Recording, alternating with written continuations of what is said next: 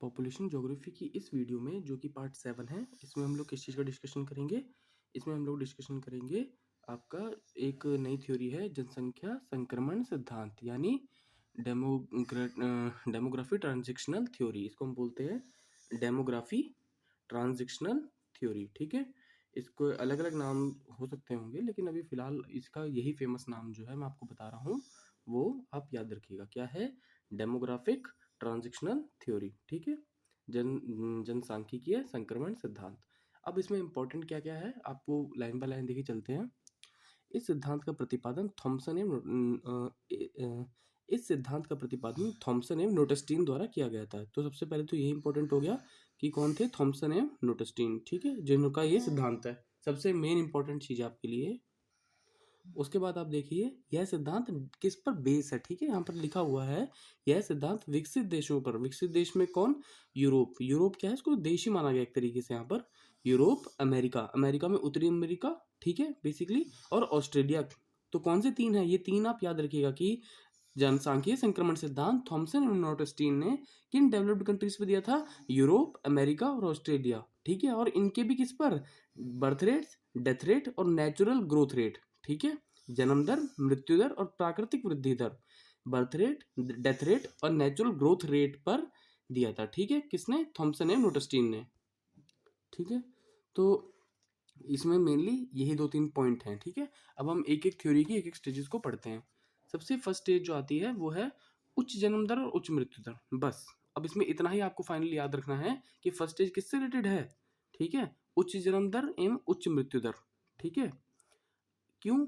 क्योंकि देखिए first stage, आपने एक चीज देखी होगी कि जो आपने अभी इससे पहले रोस्टोव की थ्योरी पढ़ी थी, उसमें परंपरागत समाज था। तो परंपरागत समाज की क्या सिचुएशन देखने को मिलती है आपको? ज्यादा देखा होगा कि बच्चे बहुत ज्यादा होंगे, चाहे गांव की महिला हो या शहर में भी कोई रहता होगा। बेसिकली देखा जाए तो ज्यादा अंतर ना होकर के इतना तो था ना कि गांव में भी ये ट्रेंड था, ये ट्रेडिशनल सोसाइटी में क्या ट्रेंड था कि बच्चों बहुत ज्यादा होनी चाहिए। तो मिनिमम मिनिमम क्या थे कि हर किसी के चार चार पांच पांच बच्चे होते हैं। ठीक है, तो फर्स्ट स्टेज कौन सी होती है? डेमोग्राफिक ट्रांजिशनल थ्योरी की, जिसमें बर्थ रेट बहुत हाई होता है। ठीक है, लेकिन डेथ रेट भी बहुत हाई होता है। क्यों? क्योंकि जब चार चार पांच पांच बच्चे होंगे, मेडिकल फैसिलिटीज प्रॉपर नहीं होंगी, खाने के लिए अच्छे साधन नहीं होंगे, तो जितने जन्म लेंगे तेजी से उतने मरेंगे भी, है ना। तो फर्स्ट स्टेज क्या डिनोट करती है आपकी? High birth rate, high death rate. क्यों? क्योंकि देखिए मैंने आगे लिखा हुआ है इसमें, अगर जो कथन कारण में क्वेश्चन आ जाता है कि जनसांख्यिकीय संक्रमण सिद्धांत के अनुसार प्रथम अवस्था उच्च जन्म दर और उच्च मृत्यु दर को दर्शाती है। ठीक है, कारण इसका क्या बना के देते हैं वो लोग? कथन तो ये हो गया कि उच्च जन्म दर और उच्च मृत्यु दर। कारण ये बना के देते हैं क्योंकि समाज पिछड़ेपन का शिकार होता है। ठीक है, ऐसा क्यों होता है? क्योंकि समाज पिछड़ेपन का कारण से प्रभावित होता है। कैसे पिछड़ेपन के कारण से प्रभावित है? तभी तो लोग सोचते हैं कि ज्यादा बच्चे कर लें हम लोग। ठीक है, लेकिन अच्छी शिक्षा, अच्छा इलाज नहीं मिल पाता तो मृत्यु दर भी ज्यादा ही होती है बच्चों की। तो इस वजह से प्रथम अवस्था हाई बर्थ रेट और हाई डेथ रेट की होती है। बस ठीक है, सेकंड पर आइए। ये देखिए सेकंड वाली स्टेज लिखा है ना आपकी साइड में, पेन की निब के हिसाब से चलिएगा। इस अवस्था में जन्म दर तो उच्च होती है, परंतु मृत्यु दर में तेजी से गिरावट होती है। ठीक है, अब देखिए सेकंड स्टेज क्या आ गई? जन्म दर तो वही की वही है, उच्च एकदम से जो मतलब बहुत फास्ट जन्म हो रहा था। ठीक है, लेकिन मृत्यु दर जो है वो तेजी से गिरती है। क्यों गिरती है तेजी से? क्योंकि कुछ हद तक कहीं ना कहीं छोटा मोटा डेवलपमेंट हो जाता है, जैसे मेडिकल फैसिलिटीज में हो गया। अब मेडिकल फैसिलिटी में डेवलपमेंट होने की वजह से इंसान के माइंड में तो चेंज नहीं हुआ ना। उसने तो वही सोच बनाई हुई है कि बच्चे चार पांच होने चाहिए कम से कम, है ना। तो वो जो सोच है ये मतलब कहीं ना कहीं इकोनॉमी पर, देश के संसाधनों पर प्रेशर बनाती है। ठीक है, ये कहने के लिए अच्छा होता होगा लोगों में आपस में आज भी सोसाइटी में, लेकिन ये कोई अच्छी बात नहीं होती। देखा जाए तो ये कहीं ना कहीं मेंटल प्रेशर और कंट्री के रिसोर्सेज पर प्रेशर बनाता है। ठीक है, तो जो सेकंड पॉइंट है आपका वो क्या कह रहा है कि बर्थ रेट तो हाई है लेकिन डेथ रेट तेजी से कम होता है। अब तेजी से जो बर्थ रेट डेथ रेट कम हो रहा है, उसकी वजह क्या है कि कहीं ना कहीं छोटा मोटा डेवलपमेंट हुआ है, स्पेशली मेडिकल में, रहन सहन में। ठीक है, तभी तो लोग बच्चे इतने मर नहीं रहे, लेकिन जन्म उनका प्रॉपर उतना ही हो रहा है फिर भी। क्यों? क्योंकि उसमें कोई चेंज नहीं आया मेंटेलिटी में, उनकी पढ़ाई में, उनकी जो एजुकेशन है उसमें कोई चेंज ही नहीं आया।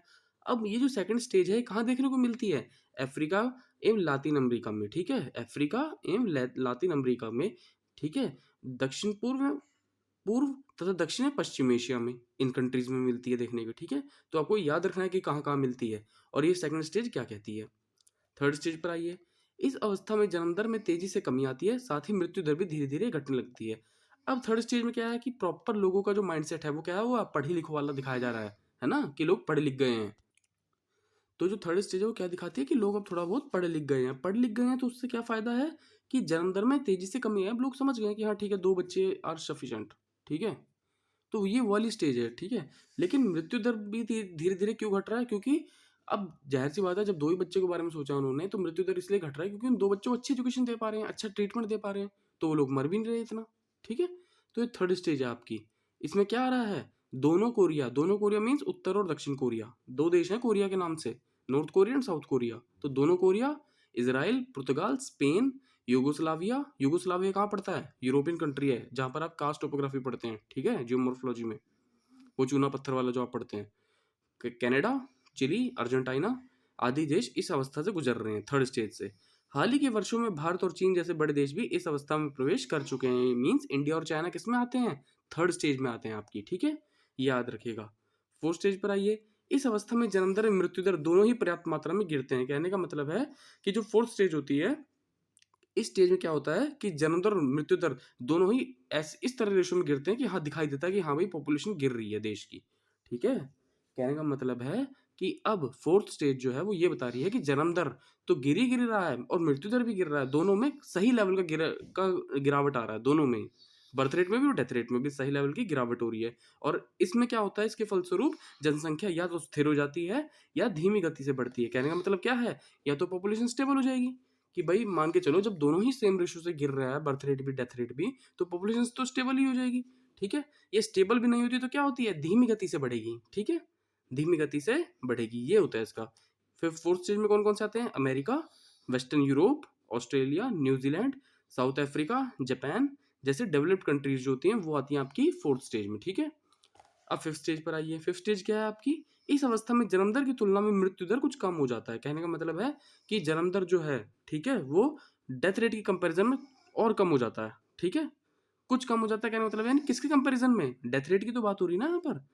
देखिए यहाँ पे लिखिए, देखिए क्या लिखा है। इस अवस्था में इस अवस्था में जन्म दर इस अवस्था में जन्म दर की तुलना में मृत्यु दर कुछ कम हो जाता है, ठीक है। हाँ, बात कहने का मतलब ये हुआ कि बर्थ रेट जो है उसके कंपैरिजन में डेथ रेट कुछ कम हो जाता है। कम तो बर्थ रेट भी हो रहा है, लेकिन डेथ रेट जो है वो बर्थ रेट के कंपैरिजन में कुछ कम हो जाता है, ठीक है। और फिफ्थ स्टेज जो है वो किसने दी थी? आपकी क्लार्क, अलग से एक साइंटिस्ट है, उनके बारे में पूछ लिया जाता है कि फिफ्थ स्टेज किससे रिलेटेड है? क्लार्क से रिलेटेड है, ठीक है। जिसके फलस्वरूप जनसंख्या में घटने की प्रवृत्ति आ जाती है, यानी पॉपुलेशन अब कम हो रही है, ठीक है। और उसमें कौन कौन से हैं? जर्मनी, ऑस्ट्रेलिया, डेनमार्क, स्वीडन, ठीक है। तो आपको क्या याद करना है इसमें? प्रॉपर इसमें क्या पढ़ा हमने कि जो डेमोग्राफिक ट्रांजिशनल थ्योरी थी उसमें टोटल 5 स्टेजेस बताई हुई हैं थॉमसन नोटस्टीन ने। ये यूरोप, ऑस्ट्रेलिया और अमेरिका जैसे देशों के बर्थ रेट डेथ रेट और नेचुरल ग्रोथ रेट पर डिपेंड करती है, ठीक है।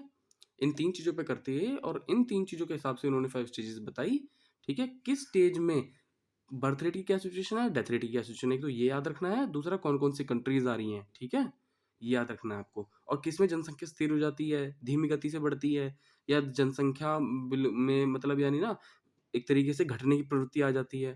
तो ये सब चीज़ आपको थोड़ा सा मेन मेन पॉइंट्स हैं, बस यही याद रखने हैं इसके, ठीक है, जो मैंने आपको बताए हैं। तो आपकी ये थ्योरी भी कंप्लीट होती है। Okay, thank you.